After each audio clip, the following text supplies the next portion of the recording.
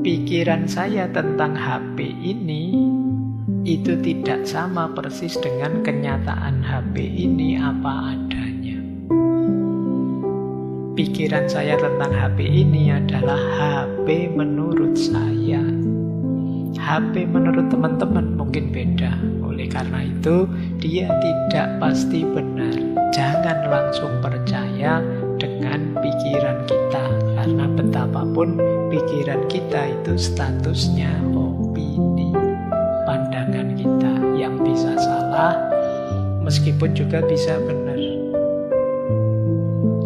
Kemudian tidak semua emosi itu kebenaran. Kenapa? Karena emosi itu hanya reaksi terhadap kebenaran. Dan reaksi itu bisa pas, bisa tidak. Jadi kadang-kadang hal yang baik, reaksi kita negatif, jelek, karena kita punya kepentingan, karena kita punya keinginan, karena kita punya bayangan-bayangan kita sendiri. Teman kita menikah, itu kan harusnya alhamdulillah. Alhamdulillah, akhirnya temanku ketemu jodohnya juga.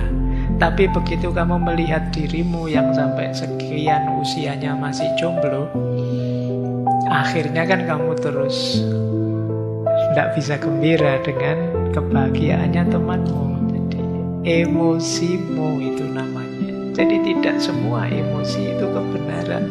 Dia hanya reaksimu, tanggapanmu terhadap kebenaran. Kemudian tidak semua bisikan ego harus diikuti. Kadang-kadang kita itu menganggap, Pak, itu suara hati saya loh Pak. Padahal ya kadang-kadang yang bisik kamu ya nafsu, bukan suara hati. Jadi mungkin juga hasratmu yang bisik kamu, ambisimu, keinginanmu untuk enak saja, senang saja. Jadi tidak semua bisikan dari dalam dirimu itu harus diikuti.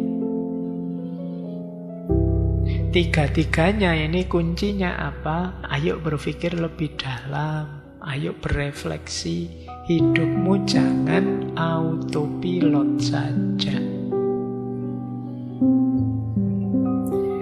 Oke ya, kita lanjutkan.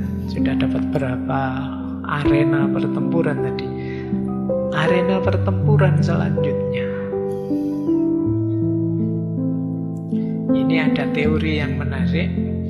Teori namanya self-determination theory.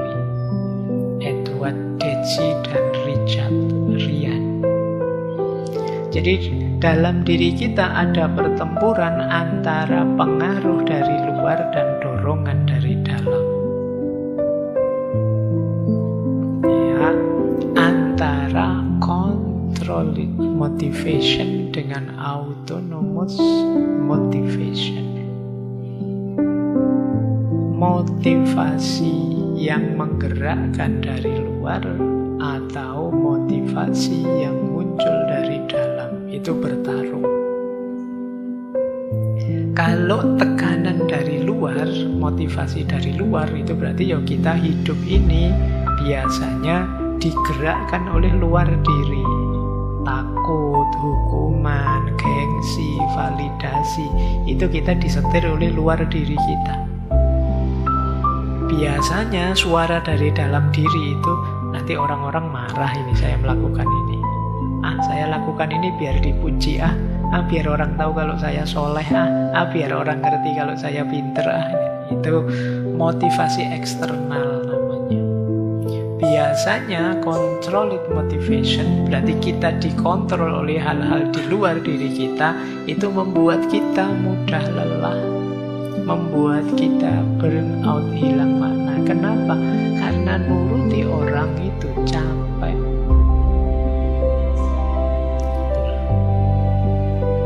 Kita bohong diviralkan, kita jujur dianggap pencitraan, susah. akhirnya kita ikut saja apa kata orang, ya kita akan kelelahan sendiri. Beda dengan dorongan dari dalam, autonomous motivation. Tindakan ini dari nilai kita sendiri, kesadaran kita sendiri, pilihan batin kita sendiri, makna dari kita sendiri. Ini lebih tahan lama. Saya seorang muslim, saya meyakini ini, jadi saya melakukan ini. Nah, ini lebih mantap. Bukan karena nyari validasi dari luar, bukan karena ingin dipuji orang, bukan karena takut komentarnya orang. Kita mandiri. Nah, dalam diri kita ini pertarungan terus antara dua aspek ini. Jadi pertarungan antara tekanan dari luar dan dorongan dari dalam. Kalau tekanan dari luar yang menang, kita akan mudah lelah, mudah hilang makna, mudah burnout. Kita mengejar validasi orang, kita mengejar pujian orang, kita mengejar komentarnya orang. Tapi kalau yang menang yang kedua, kita lebih mandiri. Mungkin saja pilihannya sama. Yang membedakan apa? Prosedur awalnya, prosesnya. Jadi ini coba dicek ya, teman-teman jadi orang baik itu karena apa? Misalnya kalau hanya karena saya kan masyarakat saya memang baik Pak, kalau saya tidak begitu nanti saya dikucilkan Pak, saya kan motifmu motif luar dirimu, biasanya tidak tahan lama. Kalau alasanmu karena masyarakatmu, biasanya kalau kamu keluar dari masyarakatmu kumat. Kayak misalnya santri di pondoknya, misalnya dia banyak sekali aturan, tidak boleh ini, tidak boleh itu. Dia mengandalkan tekanan dari luar. Karena di sini Pak, kalau salah digundul Pak, di sini Pak, kalau salah dihukum ini, dihukum itu. Kamu tidak berani tertib hidupmu jadi orang baik. Tapi karena sebelumnya kamu hanya mengandalkan aturan, tekanan dari luar, begitu kamu bebas, misalnya sudah boyong keluar pondok, biasanya kamu lebih tidak terkendali. Kenapa? Kamu tidak terlatih otonom. Jadi ini mungkin banyak teman-teman santri, ya saya tahu mungkin kalian ada banyak aturan, tapi buatlah aturan dari luar itu untuk mendidik dirimu yang dalam sampai di titik kalian otonom. Bisa memutuskan dirimu sendiri, yang baik mana, yang jelek mana. Jadi manusia itu kan secara moral kan ada yang menyebut level paling rendah itu anomi, di atasnya ada heteronomi, di atasnya ada sosionomi, yang paling tinggi otonomi. Anomi itu tidak peduli aturan. Jadi terserah ada aturan, ada norma, ada moral. Saya suka-suka saya. Ini namanya anomi. Nanti ada heteronomi. Kalau level heteronomi itu biasanya ya jadi orang baik sesuai dengan yang dia ikuti, sesuai dengan yang dia idolakan. Misalnya anak-anak mengikuti orang tuanya. Ini namanya heteronomi. Naik satu level nanti ada sosionomi. Sosionomi itu mengikuti masyarakatnya. Jadi Pak, masyarakat saya ini kan alirannya itu, makanya saya melakukan ini. Saya kan Indonesia Pak, ada aturan undang-undang begini, maka saya melakukan ini. Ini namanya sosionomi. Tapi yang paling tinggi adalah otonomi. Orang kalau sudah otonom, tidak peduli idolanya siapa atau masyarakatnya seperti apa, dia akan tahu mana yang baik benar, dia putuskan sendiri dan dia jalankan. Ini orang otonom. Bahkan jika masyarakatnya, kok malah masyarakat ngajak yang jelek, saya tidak mau. Menurut saya yang baik ini orang otonom. Kok guru saya, idola saya ngajak begitu, saya tidak. Karena menurut saya yang benar, yang baik ya ini namanya otonom. Jadi itu dalam diri kita bertempur, dorongan dari luar dan suara dari dalam. Saya lanjutkan ya. Teori ini juga menyebut ada 3 unsur batin psikologis dalam diri kita yang berhubungan dengan dorongan dari luar dan dorongan dari dalam tadi. Yang pertama berhubungan dengan pilihan yang tadi disebut otonomi. Pertempurannya apa? Pertempurannya antara hidup yang reaktif dan hidup yang sadar. Hidup reaktif itu ya hidupmu itu karena mereaksi yang di luar dirimu. Teman-teman sedang apa, ya saya ikut ke sana, itu mereaksi. Sekarang saya rajin ke masjid karena baru KKN. Orang-orang di sini ya kan mungkin ada yang KKN ya hari ini. Jadi terus kamu jadi padahal selama ini di kos tidak pernah ke masjid. Kenapa? Tidak enak sama orang-orang dosa, masa orang desa, masa anak KKN kok tidak ke masjid. Jadi ibadahnya malu karena orang lain. Nah ini reaktif namanya. Nah, hidup reaktif itu ada pertarungan dengan hidup sadar. Nanti ada lagi pertempuran dalam aspek kompetensi. Kalau otonom, orang otonom itu saya mampu milih. Kalau kompeten itu orang yang punya kesadaran saya bisa tumbuh. Pertempurannya antara diri yang menyerah dan diri yang berkembang.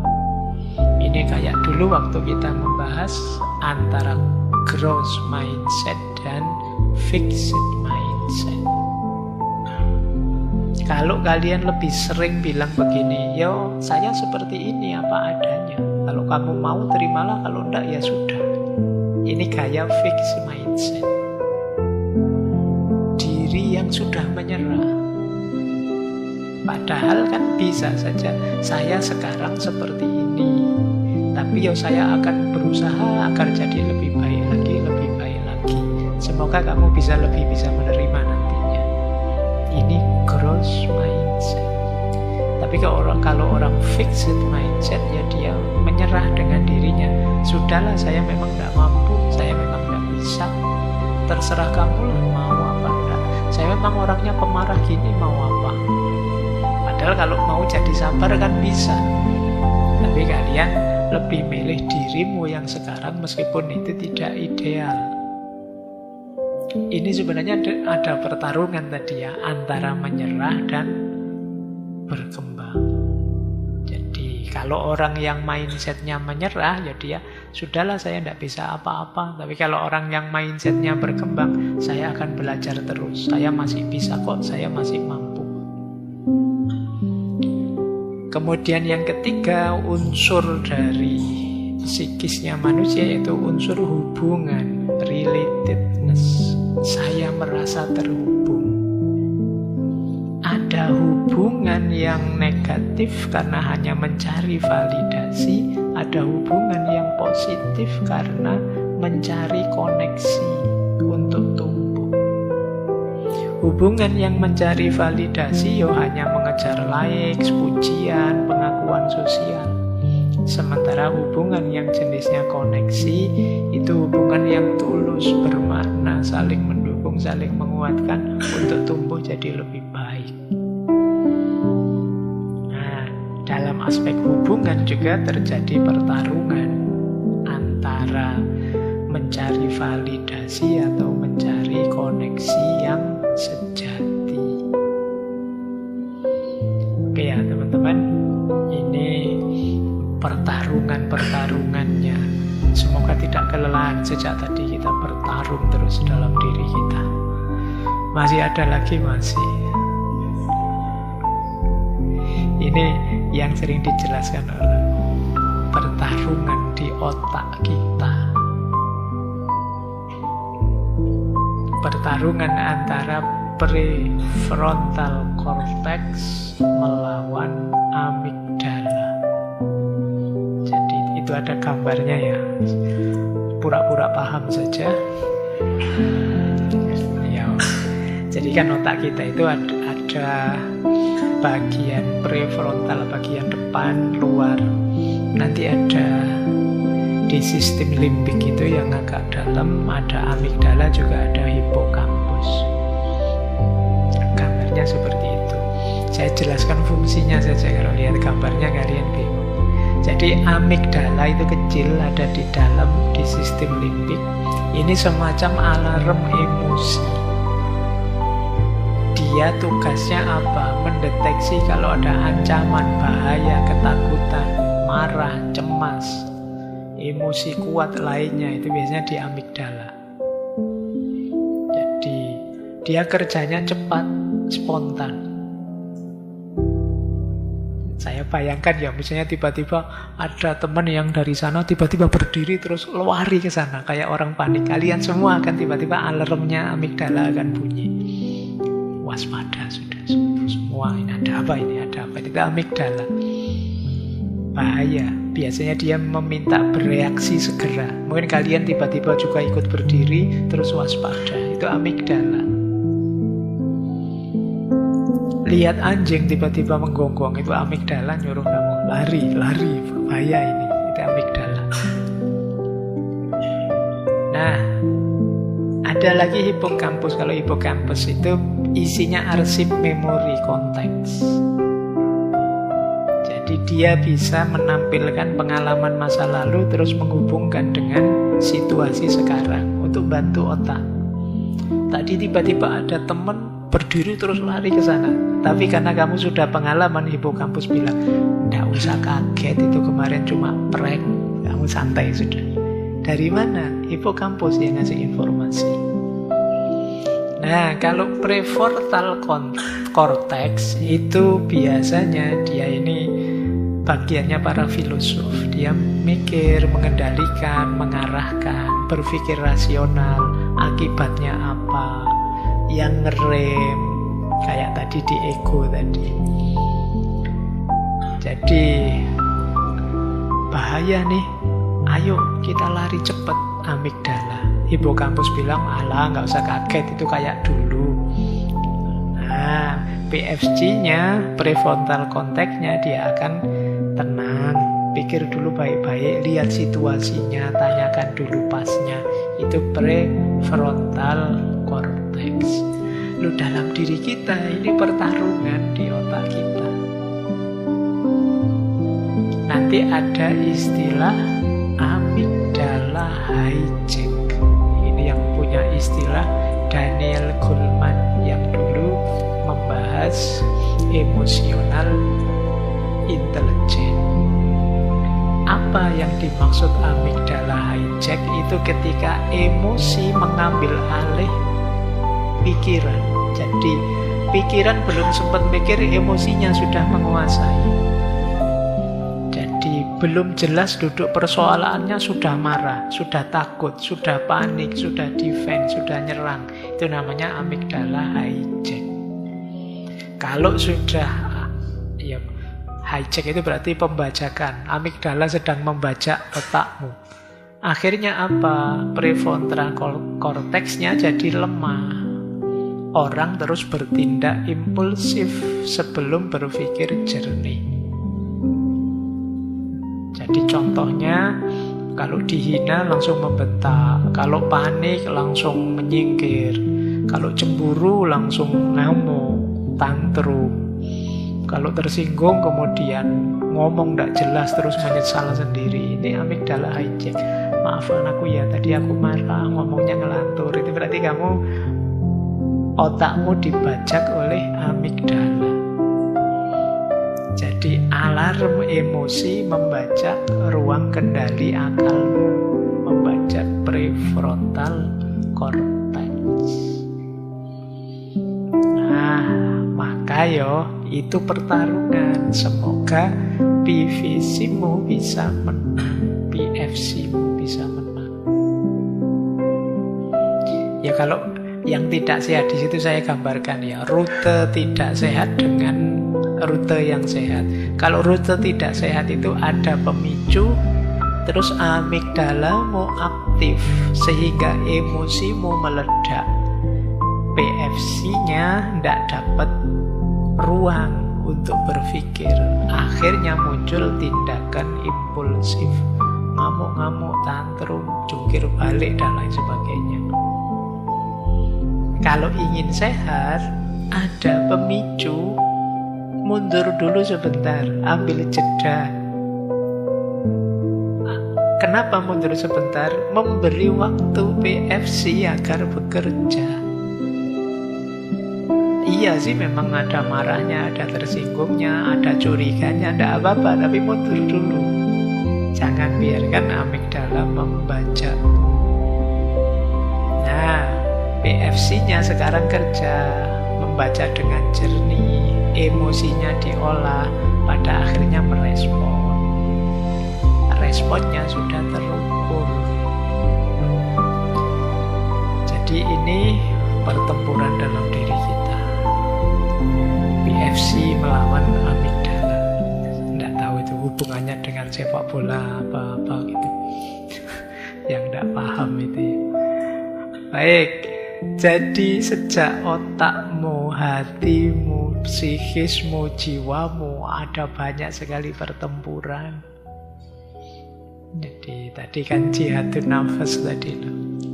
Entah kamu sadari atau tidak, maka penting kita sadari agar kita menang melawan diri kita sendiri. Baik, saya tambahi medan perang lagi ya. Hari ini medan perangmu 100% lebih banyak dengan era digital. Lebih capek.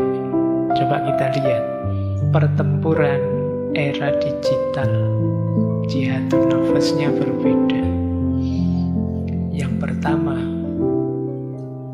terjadi pertarungan antara dirimu dan keinginanmu untuk instan. Antara diri dan nafsu yang instan.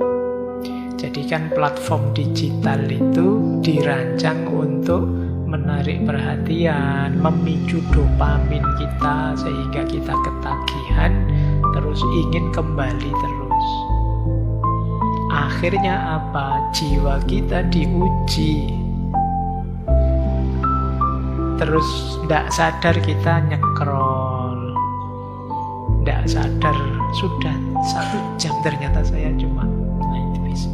Kecanduan TikTok, Reels, FOMO, kemudian ketagihan likes dan validasi. Temennya ngasih jempol saja senangnya luar biasa ya, padahal temennya ya iseng saja sih. Kadang ya basa-basi saja. Kamu pamer fotomu jalan-jalan, terus temenmu bilang, pingin ya kayak gitu, padahal temenmu alah kayak gitu aja. Tapi kamu sudah terlena, kamu pingin di likes terus, divalidasi terus.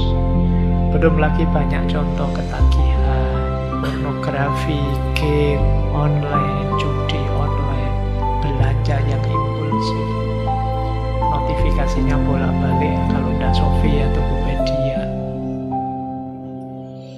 Ya kan? Itu kan pertarunganmu hari ini. Jadi kamu bikin arena medan perangmu sendiri yang harus kamu kendalikan, dan itu ndak gampang. Sekedar naruh HP barang 1 jam saja kan kamu ndak betah. Listrik mati, wah sinyalnya ikut mati, sudah kiamat dunia bagimu.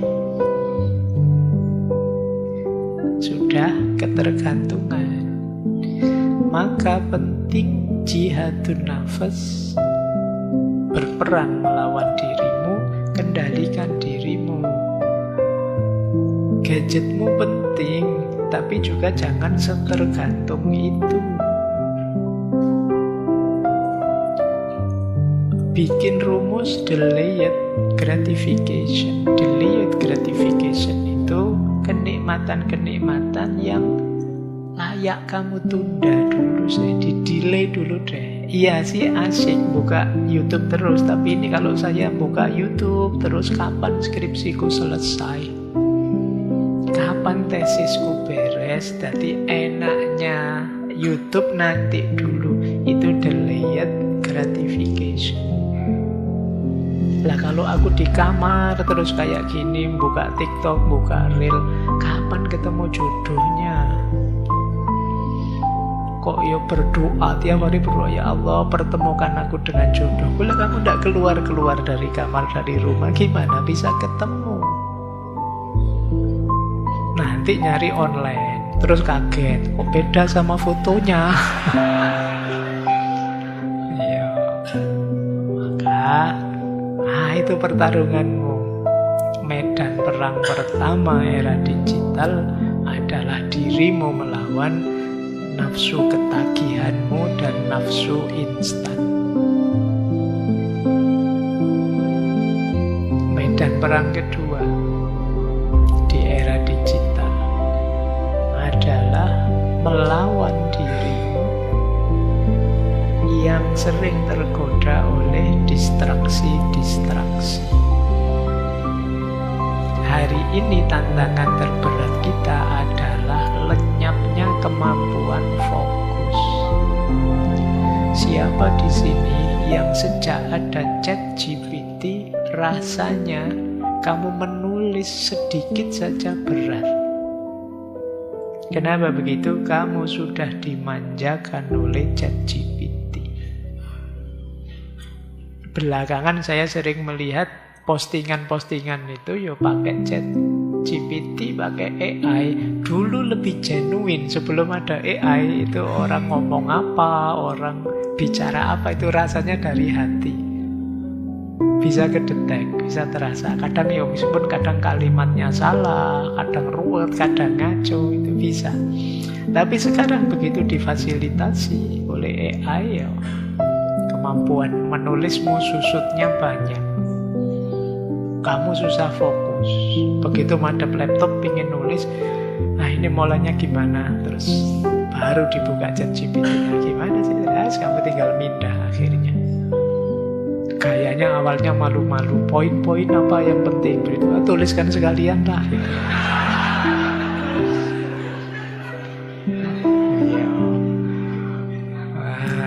Banyak yang ketawa ngaku berarti ya. Oke, jadi defisitnya ya tetap ada dirimu. Mesinnya sih tambah pinter. Apalagi kamu nginput data tiap hari ke dia. Kalian yang susutnya banyak, bahkan sekedar untuk fokus saja sulit. Belum lagi kalau fokus itu diterjemahkan khusyuk, wah lebih sulit lagi. Membaca panjang kamu tidak betah. Rasanya kok membosankan, ya buku itu baca panjang, intinya sajalah itu. Maka konten-konten panjang itu kan terus kamu potong-potong. Kenapa? Kita kesulitan fokus. Kan banyak, bahkan acara-acara komedi pun dipotong-potong, dan kamu lebih suka nonton potongannya. Versi panjangnya bagi kamu tidak menarik. Yo korban kelihatan ya ngaji filsafat. Potongan-potongannya kan banyak, macam-macam. Ada yang 1 menitan, ada yang 5 menitan, ada yang 30 menitan. Itu ya yang posting berarti cerdas, ngerti kalau audiennya hari ini itu males berpanjang-panjang. Efeknya apa? Ya nanti berpikir mendalam juga tidak siap. Menikmati keheningan juga tidak bisa. Padahal tafakur itu, spiritualitas itu kan perlu keheningan, perlu kedalaman, dan itu kalian tidak akan betah. Saya pingin nanti setelah tahajud saya mau tafakur, baru diem sebentar, tangannya ngambil HP. Sambil nunggu subuh rencananya tafakur, akhirnya buka TikTok. Itu yang terjadi hari ini. Jadi makanya ada yang bilang generasi hari ini itu spend attention itu ya kemampuan fokusnya, kemampuan perhatiannya itu maksimal itu berarti paling top katanya ini 20 menit. Jadi 20 menit itu ya berarti kalau kalian ada orang ceramah menit ke-21 pikiranmu melayang sudah. Jadi sekarang yang laku cuma kultum, cuma 7 menit. Itu pun kalau menarik. Kalau tidak ya tetap kalah. Jadi 20 itu maksimal. Mungkin kalau ada di sini ustadz atau guru atau apa ya perhatikan ya, kalau kalian ngajar dan kalian ngomong sendiri ceramah, perhatikan waktunya. Kalau sudah 20 menit, improve lah apa gitu biar perhatian murid-murid, siswa mahasiswanya kembali. Kalau tidak, mereka akan pergi pikirannya kemana-mana, meskipun fisiknya mungkin di situ. Jadi ya ini vitalitasmu harus dikembalikan lagi. Kalian tetap harus bisa dalam, tidak dangkal. Nah, jihadun nafasnya apa saja? Melawan distraksi. Kalau saya ya coba deh kalian bikin aturan sendiri untuk dirimu. Bikinlah sendiri, patuhi sendiri. Misalnya screen time. Kalau saya screen time saya jam sekian sampai sekian. Di luar itu saya tidak akan buka HP kecuali cuma ngecek WA atau kalau ada telepon. Kalau buka Instagram, nyekrol TikToknya nanti saja. Kasih saja notifikasi untuk yang kamu membolehkan dirimu buka anytime seperti untuk komunikasi atau untuk apa silahkan. Tapi di luar itu kamu bikin screen time sendiri. 1 jam sebelum tidur Pak saya misalnya. Kemudian kurangi nyekrol dengan nawa itu iseng. Ya, jadi kadang itu mungkin akan lebih enak kalau ketika kamu ingin buka medsosmu, pastikan kamu ingin cari apa, ingin tentang apa, ingin apa. Jadi termasuk yang marketplace belanja-belanja ya, karena biasanya iseng nyekrol itu bisa menipiskan dompet. Meskipun kadang-kadang kamu kan padahal ya bolak-balik ketipu kan, gambarnya kayak gimana, yang datang kayak gimana, itu sering begitu. Tapi kamu atur. Bila perlu apa, matikan notifikasi. Saya ngalami sendiri, jadi di HP saya itu bukan yang WA ya, notifikasi untuk pesan. Perpesanan kan ada itu. Itu saya matikan sejak lama. Jadi ada banyak sekali pesan. Tahunan itu numpuk di situ. Mungkin informasi pulsa lah apalah itu tidak pernah saya baca. Jadi kemarin hampir setahun baru saya cek, ternyata tidak ada yang penting satupun. Yang perpesanan ya, bukan yang WA. Jadi kadang-kadang kita itu begitu, seolah-olah kita itu orang penting, isinya pesan itu luar biasa, padahal tidak. Boleh kok dimatikan notifikasinya. Jadi notifikasi apapun matikan saja. Kalau memang perlu, buka aplikasinya langsung. Kemudian coba deh untuk hal-hal penting, kuatkan fokusmu meskipun berat. Membaca, kalian harus latihan bisa membaca panjang. Ibadah, latihan bisa ibadah khusyuk. Karena ini eksistensial, penting. untuk membangun diri dan jati diri. Kemudian tentu saja penting juga kalian sediakan waktu tanpa gadget. Ini kebalikannya ya. Jadi yang terakhir ini kebalikannya yang pertama. Kalau yang pertama kan membatasi screen time. Ini bagi orang-orang yang hidupnya tidak bisa lepas dari HP, batasi. Nah kalau yang terakhir justru cari waktu yang khusus yang kamu tidak pegang gadget. Dengan keasikan apapun yang kamu bisa. Mungkin memelihara apa, mungkin menanam apa, mungkin memasak, mungkin silakan saja. Tambah skill sebanyak-banyaknya, tidak hanya skill nyekrol. Ya, kalau nyekrol kan kamu cuma modal jempol saja. Tambah kemampuan macam-macam. Biar apa? Kamu merasa semakin bangga dengan dirimu, pride-mu muncul karena kamu bisa ini, bisa itu, nambah. Itu medan perang diri melawan distraksi. Saya lanjutkan. Medan perang digital yang ketiga, ini juga perlu diperhatikan khusus. Dirimu melawan akun media sosial. Hampir semua penyakit hati bisa masuk ke sini. Media sosialmu itu bisa jadi jembatannya riak. Nah, itu saya kasih istilah riak digital. Ya.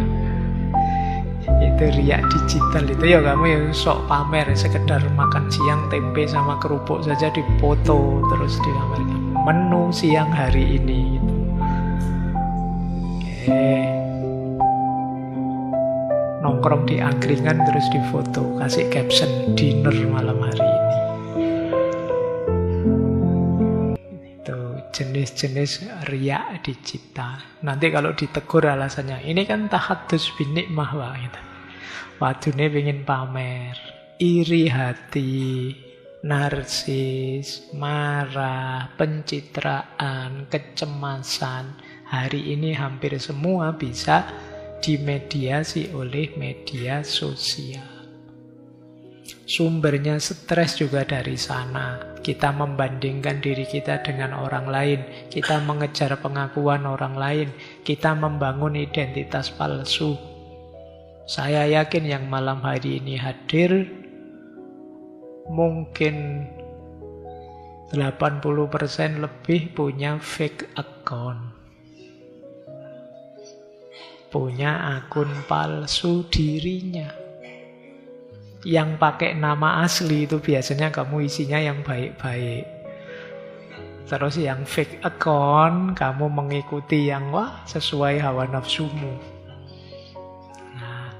Padahal kalau mau jujur sebenarnya isinya fake account itulah dirimu yang asli.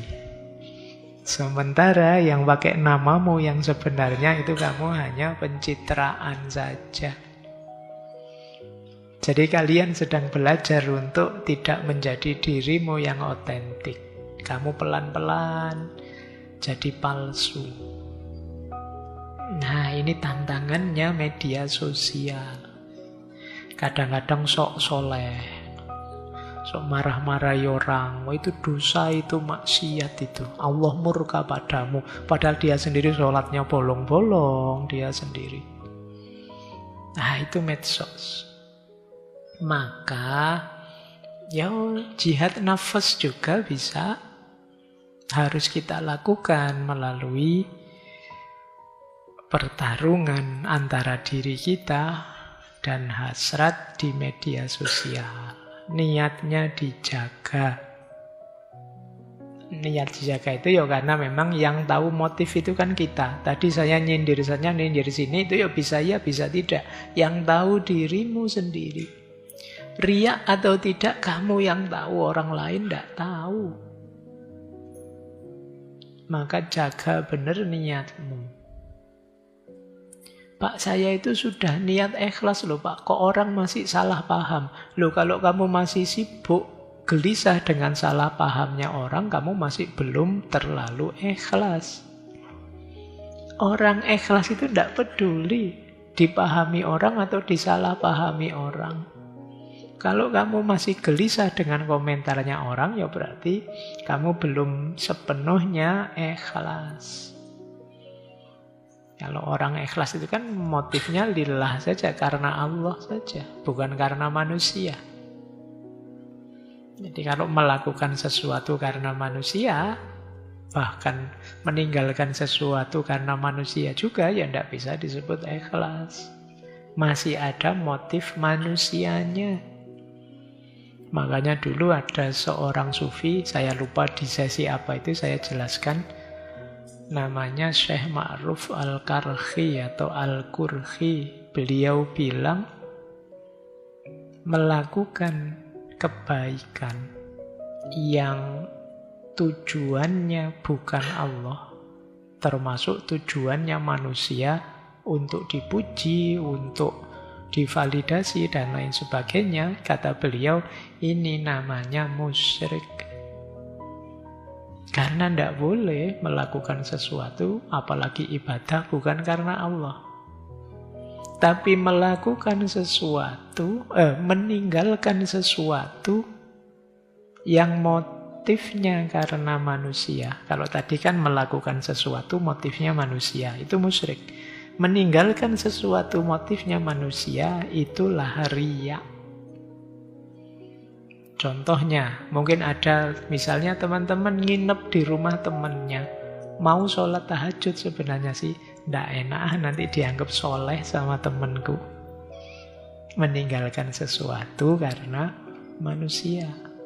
Saya sebenarnya sudah rutin sholat duha sih. Ini pas di kampus mau sholat duha tapi kok malu dilihat banyak orang. Tidak jadilah. Nah, ini meninggalkan sesuatu karena manusia. Kalau ini yang kamu lakukan, ya kamu riya namanya. Tapi kalau kamu melakukan sesuatu karena manusia, ini tidak cuma riya. Kata Syekh Ma'ruf Al-Kurhi, kamu musyrik, menduakan Allah. Kenapa? Ya karena tujuan kebaikan itu harusnya Allah saja, malah kamu untuk manusia. Ya lepas kalian setuju atau tidak, tapi dua-duanya jelek. Melakukan atau meninggalkan sesuatu karena manusia berarti tidak karena Allah. Maka tata niatmu, jangan pamer, jangan haus validasi, jangan mudah terpancing oleh kebencian. Jagalah adab digital. Nah, nanti tugasmu ya nulis buku yang judulnya Adab Digital. Akhlak bermedsos dan yang sejenis itu. Terus, ini sudah waktunya mau berakhir, kita masih bertempur. Tidak selesai-selesai pertempurannya. Ternyata memang melawan diri kita berat. Ada lagi pertempuran yang sering kalian sebut. Apa itu? Diri kita melawan banjir informasi. Era digital menciptakan banjir informasi, hoax, pornografi, ujaran kebencian, provokasi, konten dangkal, budaya marah, budaya sinis, budaya menertawakan orang lain. Itu kita lakukan setiap hari. Padahal mungkin semua itu tidak ada gunanya, tidak ada manfaatnya untuk kita. Apalagi sudah jelas negatif. Sekedar pengetahuan yang mungkin benar, tapi itu tidak terlalu ada gunanya, tidak terlalu ada manfaatnya untuk kita. Kata Imam Ghazali, itu pun mungkin ilmu tapi bukan hikmah. Hikmah itu pengetahuan yang manfaat, berguna, maslahat untuk kehidupan kita. Jadi mari menfilter banjir informasi itu untuk menyaring hikmah. Jadi menemukan mutiara-mutiara informasi, tidak sekedar asal informasi, apalagi yang hoax. yang benci, yang negatif, yang provokasi, dan lain sebagainya. Ayo jihadun nafas, milih konten yang sehat, hindari doom scrolling, nyekrol yang tidak jelas, terus-terusan. Jaga kebersihan mental kita. Jangan bikin hoax, juga jangan mengkonsumsi hoax. Berhenti dari kebiasaan toxic stalking dan toxic content. Siapa yang senengane stalking? Biasanya yang di stalking mantannya. Sekarang sama siapa ya? Sekarang lagi ngapain ya? Itu sering begitu ya. Terus kamu nyari sakit hatimu sendiri. Makanya, ayolah ngapain sih? Wong yo ini fasilitas informasi yang luar biasa. Kita cari yang manfaat, yang maslahat untuk hidup kita. Oke, baik. Masih ada lagi pertempurannya. Ini lebih dalam lagi. Di era digital, mungkin kita bertarung melawan kesepian dan kehampaan. Kita hari ini itu sebenarnya sudah terkoneksi dengan sangat banyak orang. Sadar atau tidak sadar, tapi fakta hidup kita seringkali sebaliknya. Orang yang paling rame di medsos bisa saja dia paling kesepian sendirian di kamarnya. Mungkin saja dia sedang kehilangan makna hidupnya. Nah, itu kan banyak cerita-cerita hari ini, banyak orang depresi, cemas, sepi, sendirian. Padahal mungkin followernya banyak. Teman di medsosnya banyak. Jadi ini sindrom sepi dan hampa manusia masa kini. Teknologi mungkin bisa memberi hiburan cepat dan sesaat, tapi tidak bisa memberikan ketenangan yang mendalam. Maka penting kita semua hari ini ayo mengenali diri kita, mengelola batin kita, membangun hubungan spiritual yang otentik. Jangan biarkan diri kita tercampakkan, terpinggirkan, tidak bermakna, digantikan oleh alat-alat dan teknologi ciptaan kita sendiri. Kita harus tetap dalang di depan teknologi, bukan wayang. Jangan dibalik. Kita jadi wayangnya teknologi. Hidup kita dikendalikan oleh teknologi. Karena kalau seperti itu, ya jatuhnya kita kehilangan makna hidup ini. Dan biasanya terus kesepian. Mungkin capaian kita banyak, tapi rasanya kok hampa, tidak ada nilainya. Orang memuji-muji karya kita, tapi ternyata itu hanya bikinan AI. Terus orang lain tidak tahu, tapi kita yang tahu, dan kita diam-diam sepi, sendirian, hampa. Baik, ini pertarungan yang menurut saya lebih besar. Pertarungan di era digital melawan dirimu sendiri. Oke ya, teman-teman. Hari ini saya cuma cerita tentang pertempuran saja. Tidak ada tips apa-apa, ya bertempurlah sampai menang, itu saja. Jadi menundukkan amarah adalah kebencian, keberanian. Mengekang keinginan adalah kekuatan, dan mengalahkan diri sendiri adalah kemuliaan. Jadi ini salah satu quotes yang menurut saya menarik, karena ketika kita menang melawan diri kita, berarti kita memperoleh keberanian, kekuatan, dan kemuliaan hidup sekaligus.